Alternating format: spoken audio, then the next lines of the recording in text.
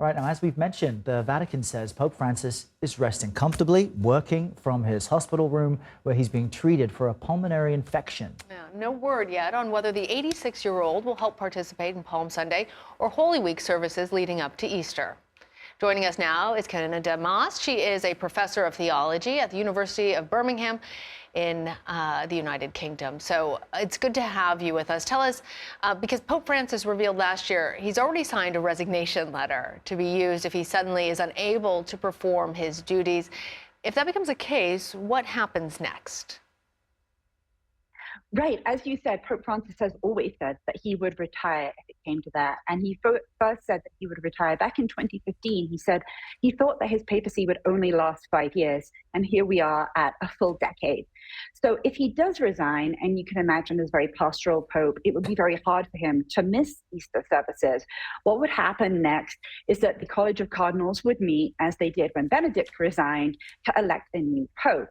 They would then vote 4 times a day until they received a 2/3 majority, at which point white smoke would emerge from the top of the Vatican and we would have a new Pope. Always interesting to be watching for that white smoke or that black smoke during any of those papal convocations. And we should emphasize, according to what we know now, Pope Francis is doing well, he's working, he's up and about, but it does make you think about the changing of the guard, so to speak. We know Pope Francis' predecessor, Pope Benedict XVI, was the first pontiff in, centuries to retire. And Pope Francis, as we've mentioned, has said, look, he intends to do the same. Do you expect then that this might be the new norm? Resignation letters pre-written and just in case things go south? And I think Francis himself has said as much. He hopes that this establishes a precedent and that popes do step down when the position becomes too grueling for them.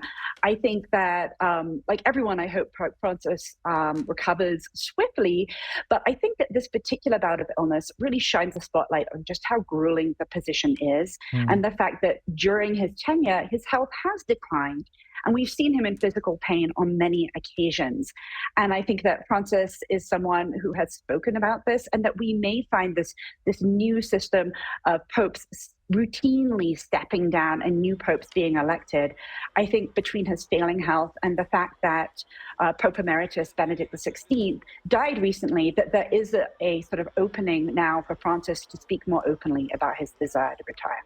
You know, as we were talking about Benedict and seeing images of him there, one of the things that we discussed, I know, when Benedict passed away, was how different the philosophies have been in the leadership of the church. Talk to us about Pope Francis's legacy and how his tenure might actually influence whoever succeeds him, regardless of the health issue. As you say, he intends to retire.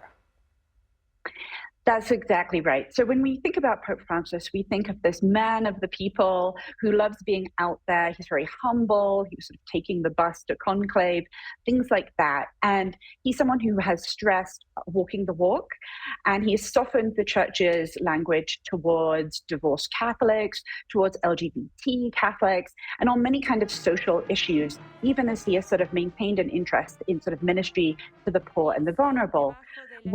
When you think of Benedict, you tend to think of someone who was very focused on doctrine, a very intellectual man, a sort of titan of intellect, but less a kind of man of the people. And sometimes people will say that Benedict was more conservative and Francis is more liberal. And of course, the fact that Francis has been perceived in this way means that if he does retire, we will see a sort of a kind of struggle for control of his legacy and of what happens next in the Catholic Church.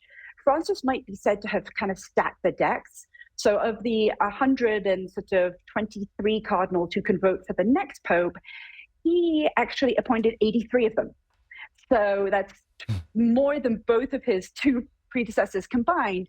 But Francis was very fair when he was appointing cardinals, and he didn't sort of appoint all liberal cardinals. So it will be interesting to see what happens.